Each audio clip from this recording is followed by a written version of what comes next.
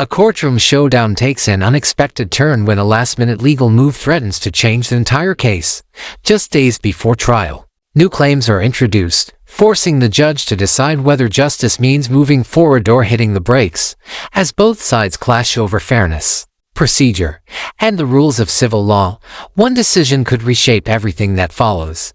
Stay until the end, because this judge's ruling proves that in court, winning isn't just about the facts, it's about following the law. My recollection is incorrect. You're wrong. They said it.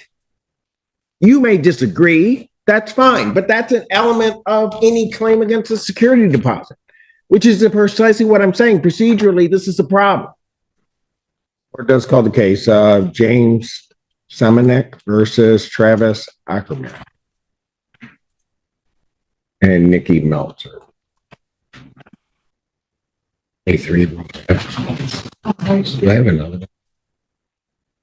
Counsel, state your appearance. For the record, Tom Ellis, appearing on behalf of the plaintiff and the president of the Your names? Travis Ackerman. All right. You folks tried to resolve this matter or no? We're just going to go to trial. Pardon? We attempted this weekend. And we did not come to a resolution. How close were the parties before we go into this?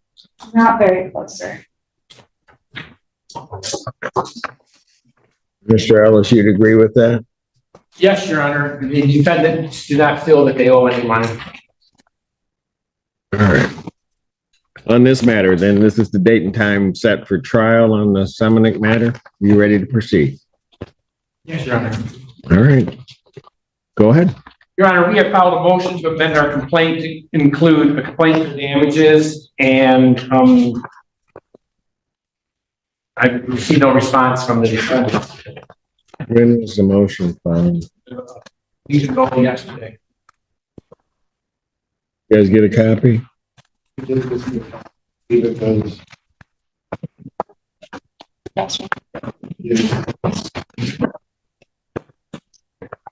It was addressed on May 21st. I don't see a copy of a motion. I can approach the bench and give a copy. Do you see it in our thing that it was filed? You do? Yeah. I have a note on May 20th, plaintiff submitted motions from it may have been filed in Saline. Why did you reach out to obtain a copy? Do you need me to reach out to obtain a copy? I've got one in front of me. When did you guys get a copy of this? It was dated May 21st, 2024. Say a few days after A few that. days after that, In what? just before heading into Memorial Day weekend. 21st? Yeah, this was dated May 21st. But what date did you, the postmark? What is that? Postmark on May 21st right here is the date that it was sent out. So this is raising issues that they're entitled to answer regarding the security deposit. Well, the lease provides that the security. It doesn't matter what the lease is. I'm talking procedurally. You're raising claims regarding the security deposit at this late stage. Well, they didn't leave a forwarding address, Your Honor. Well, but that would precisely my point. They would be in, you haven't alleged that they haven't in this alleged amended complaint. You're just alleging a claim against the security deposit. Because I think as we were here at the last hearing, when we were talking briefly about it, they had indicated that they had provided a forwarding address. I do not believe that's what they said. I believe That is exactly what, is that what you said? Yes, sir. Your Honor, No, I don't, just answer my question. yes, sir. That's exactly what they said. They did not, Your Honor. They said that he knew where we moved. Mr. Ellis, they said it the last time. I just said it. I asked them to verify that my recollection of what they said is correct. If you have a dispute regarding the facts, fine. But if you're telling me that my recollection is incorrect, you're wrong. They said it. You may disagree. That's fine. But that's an element of any claim against a security deposit, which is precisely what I'm saying. Procedurally, this is a problem.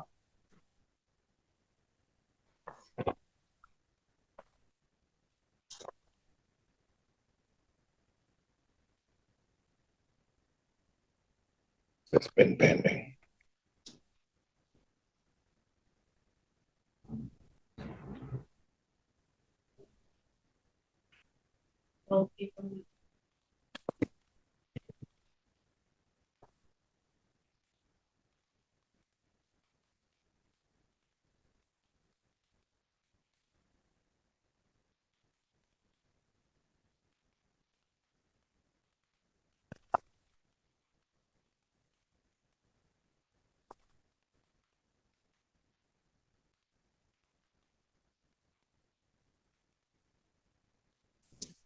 They're entitled to answer, first of all, the motion to amend, and this is the procedural route.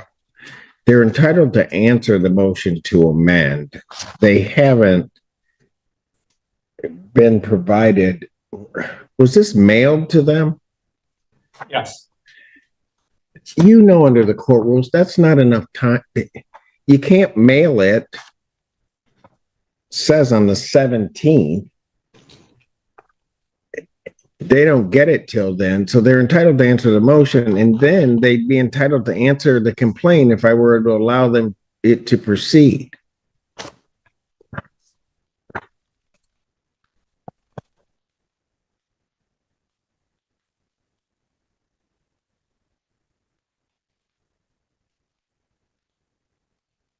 Folks, do you know what you want to do on the motion? Sure, I've answered that, sir. That was an unfair question.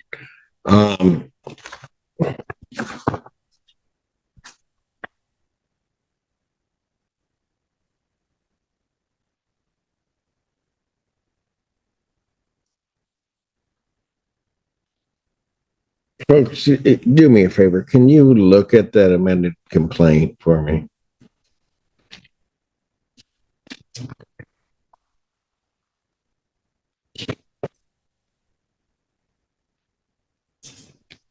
And look at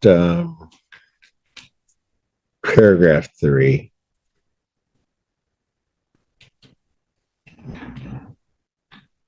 You see it, the numbers that are there? All right. Without telling me why, because you don't, I'm not sure what I'm going to do with this yet.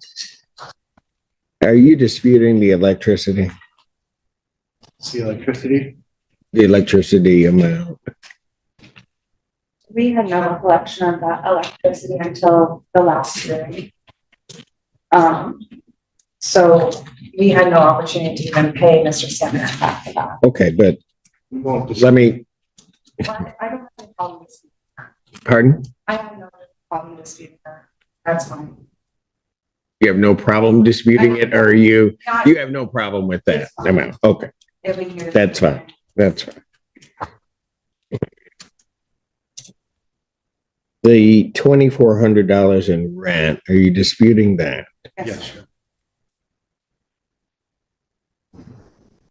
The propane, which we talked about, is obviously in dispute. And as I recall, at the end of the hearing, you're disputing the paint damage.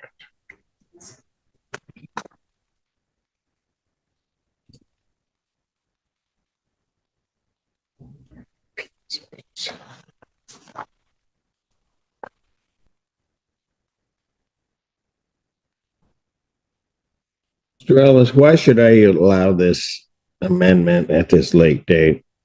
Pardon me, Your Honor? Why should I allow this amended complaint? Because it raises new claims. Well, I thought since they did not answer the complaint, we have the absolute right to file an amended complaint without leave of the court. And they never answered the complaint. So landlord tenant proceeding, they can answer orally. Jeez, oh Pete. Know the procedure before you walk in, counsel. Court's gonna stand in recess.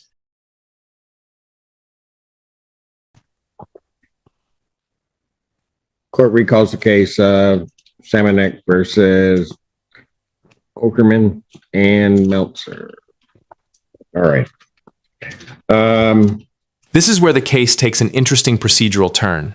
Instead of jumping straight into who owes what, Judge Simpson shifts the focus to whether the lawsuit itself has been filed correctly. In civil court, procedure matters just as much as the facts because both sides have a constitutional right to notice and an opportunity to respond.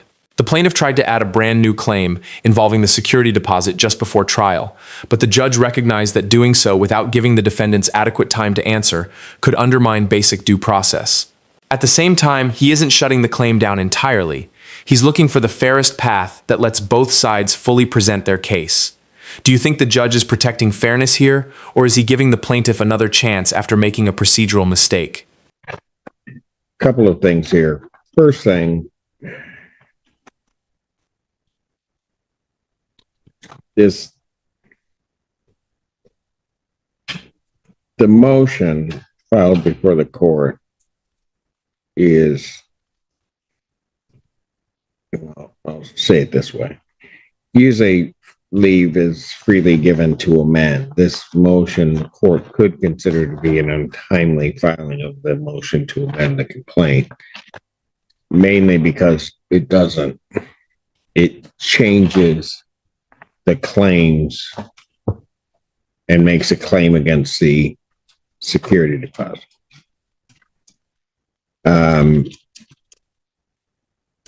There are certainly disputes, I guess, as to whether or not the Security Deposit Act has been complied with. Now, what that means, since you are operating in pro per, I would just indicate if it hasn't been complied with and wrongfully withheld, you could, under the Security Deposit Act, be entitled to double damages. That is one of the penalties under that act. Not saying that that's the case here, but it is certainly something that is within the realm of possibility. And that, quite frankly, would have been there absent the complaint, absent this motion to amend or the first amended complaint. So there's that. To try to get this matter resolved, and the court really is of two minds. One, given the timing of this and the setting for trial, I almost don't want to permit the amendment of the complaint. However, what would in effect happen is, in this court's mind, litigation regarding it would happen in any event, whether initiated from the defendants or whether initiated from the plaintiff. So my thought is to just get everything here and try to resolve it. However it gets resolved through trial, right? Having said that, the other problem then arises. So let me back up a second. So for you guys, that would be that unless you're objecting to the motion itself, you're then entitled to answer, which I would grant the motion. So let me make it easy, all right? So you don't spend your time with that. then you're entitled to file an answer regarding the complaint. Okay?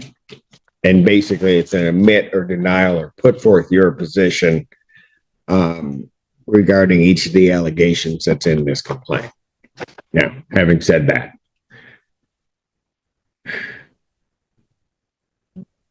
the problem with the complaint as presented to the court is that the complaint would not survive a C8 motion. And that motion, frankly, on the face of the complaint, because it involves the Security Deposit Act, doesn't state the necessary claims regarding the Security Deposit Act. Yeah. And I know I'm talking in legalese and I'm trying not to. Okay. A C8 motion basically says that on the face of the complaint, just looking at the complaint, that the complaint fails to state a claim upon which relief can be granted. The remedy for that is not dismissal necessarily of the complaint out of the gate. It is to permit amendment of the complaint. All right. Got it so far? Okay.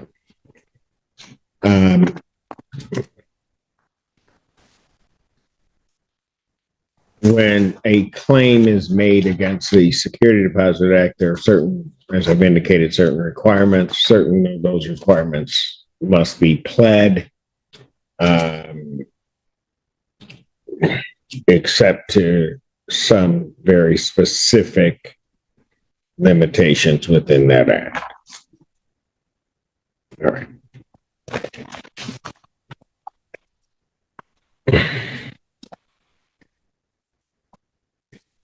So what I'm going to order is this. And folks, if you don't understand anything that I'm saying, just because this is an awkward posture for this case to be in, but just go ahead and ask me and I'll answer it. I'm allowing the complaint to be amended, but I'm directing that plaintiff must file a proper complaint that would, at least on its face, withstand a C8 motion and properly state a claim upon which relief could be granted under the Security Deposit Act. Plaintiff is to do that within 10 days. Defendant then has, I'm going to require a written answer this time.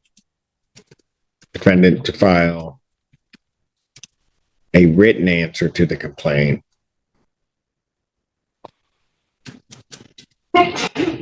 Bless you. Within 10 days after receipt. Okay. So I need an amended complaint from the plaintiff. 10 days out. Once you receive it, even if that 10 days hasn't expired, you need to answer within 10 days of receipt. Oh.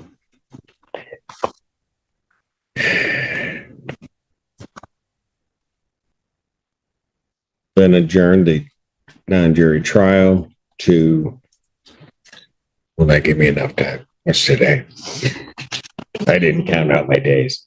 Today's 28th. So non-jury trial, June 18th, 9 a.m. Okay.